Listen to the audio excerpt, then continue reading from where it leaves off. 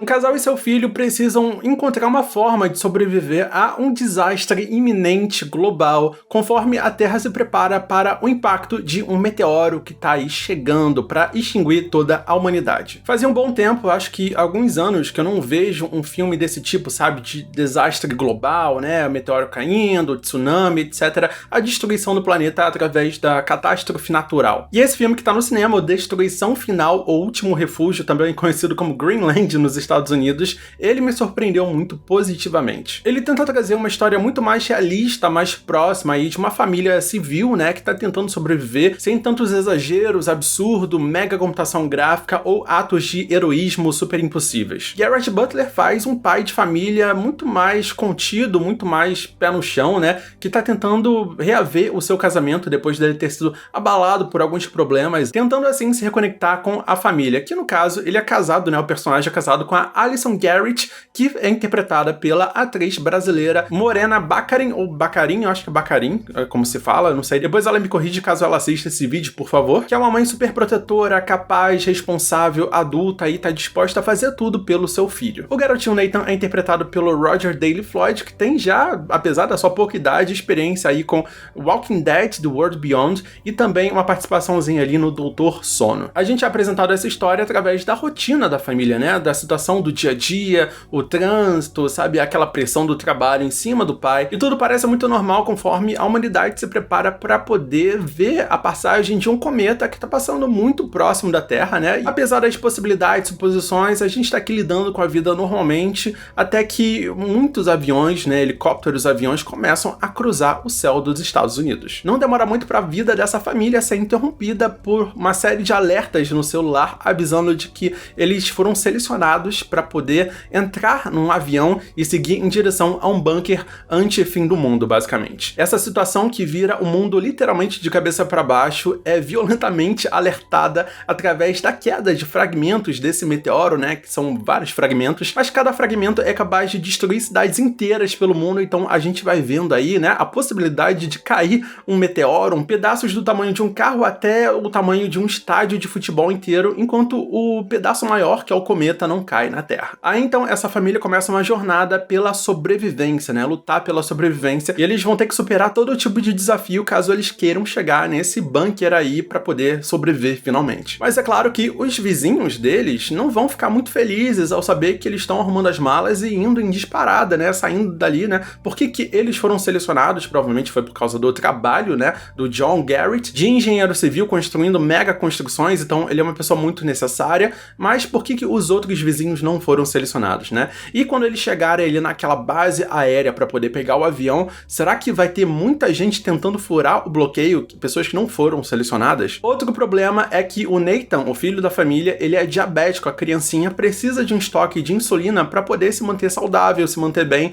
e isso com certeza pode atrapalhar todas as coisas. Esses são alguns dos vários desafios que essa família vai ter que superar, e eu não vou comentar muito aqui para não estragar a surpresa. Num determinado momento, o filme também trabalha bem o conceito de ironia dramática, quando o espectador sabe mais do que os próprios personagens. Então você vai ver uma situação, tipo uma bomba relógio, né? E você sabe que ela vai explodir em algum momento, só que os personagens não estão vendo isso, né? Eles só vão se deparar isso lá na frente. Então esse foi um elemento muito bacana e acaba tirando os personagens um pouco da rota principal que eles estavam tentando seguir. Por outro lado, ele também se apoia muito bem no suspense vivido pelos personagens quando a gente entra no mesmo barco que eles, sem saber o que vai acontecer ou como resolver uma situação extrema que está acontecendo. Os atores acabam se entregando bastante nessa vivência, né, nessa experiência, nesse desespero, no drama, principalmente a atriz Morena Baccarin, que fez, assim, uma entrega muito forte, muito genuína, sabe? Situações de limite, desespero que uma mãe poderia viver. Então eu acho que ela trouxe muita força, muita carga para essa mãe nessa situação. E eu preciso avisar que alguns desses desafios, por ele ser meio que baseado na realidade,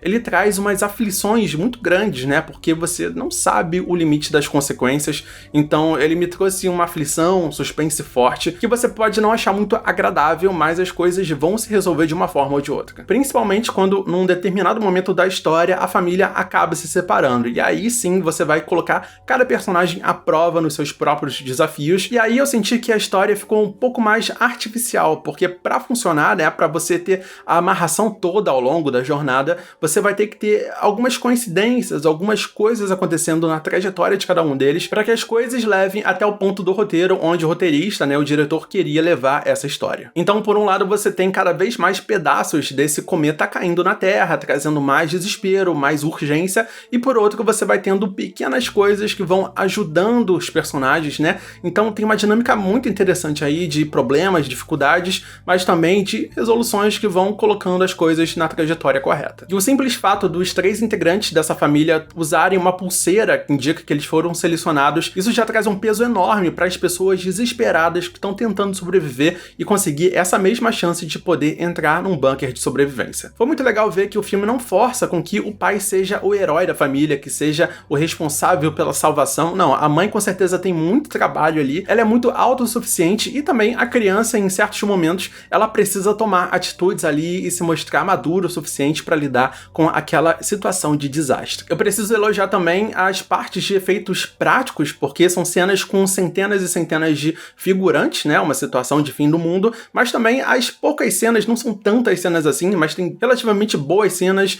de computação gráfica com o fim do mundo, mostrando a destruição das cidades. Então não foi tão amplamente explorado, porque é caríssimo fazer esse tipo de coisa, mas o que foi mostrado foi muito bem feito. No final das contas, a queda desse cometa acaba sendo só um pano de fundo para todo o drama pessoal, né, o drama da humanidade, colocando as pessoas em situações extremas para ver o que elas são capazes de fazer. E nesse sentido você vai ter muita gente desesperada, gente atrapalhando, gente com má vontade, assim como pessoas de bom coração querendo ajudar. Então você tem um equilíbrio aí durante a história. E eu acho que a grande mensagem desse filme é essa mesmo, como diria o Emicida, tudo que nós tem é nós, porque a diferença entre viver e morrer tá na forma como a gente lida com nós mesmos, com as outras pessoas, né, e o quanto a gente tá disposto a nos ajudar. É só uma pena que esse tipo de filme de fim do mundo, desastre ambiental, global, tenha saído numa época tão ruim, né, pra gente poder ver esse tipo de coisa, que traz uma aflição, que traz uns pensamentos, uns questionamentos,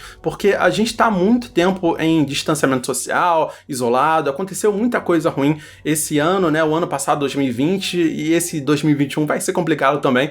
Então, esse tipo de filme, ele traz uma pressão, uma aflição muito grande, que talvez, se você não tiver muito legal pra assistir, eu recomendo que você pule ele por agora. Apesar dele não ser tão violento ou tão chocante, ele traz esses questionamentos de existencialismo, sobrevivência, o limite das pessoas, e eu acho que a gente já tem passado demais por isso. Você tem que estar bem pra poder assistir esse filme. Eu também não acho que seja um filme próprio pra ver no cinema, porque eu acho que ele não aproveita tanto a tela grande, o som de destruição mundial, enfim. São poucas as cenas de destruição global e aquelas catástrofes e tal, então não é um filme que exatamente tira o melhor proveito desse formato. Por isso, a minha nota para Destruição Final, O Último Refúgio, é 6,5 de 10. É um filme pra você ver aí quando você estiver bem, estiver tranquilo. Não precisa ir no cinema pra poder assistir ele, você pode ver em outras mídias assim que lançar, e é um filme que me surpreendeu bastante, apesar dessa temática. Esse é um dos filmes de terror, suspense, ficção científica que estão em cartaz no cinema. Eu tô querendo analisar eles pra poder falar, assim, mais ou menos, se vale a pena ou não ir até o cinema. Então pode ficar tranquilo que tem mais alguns filmes pra gente falar nas próximas semanas. Mas se você já assistiu, fala ali nos comentários o que você achou, me diz aí, a gente vai continuar esse debate ali na área de comentários.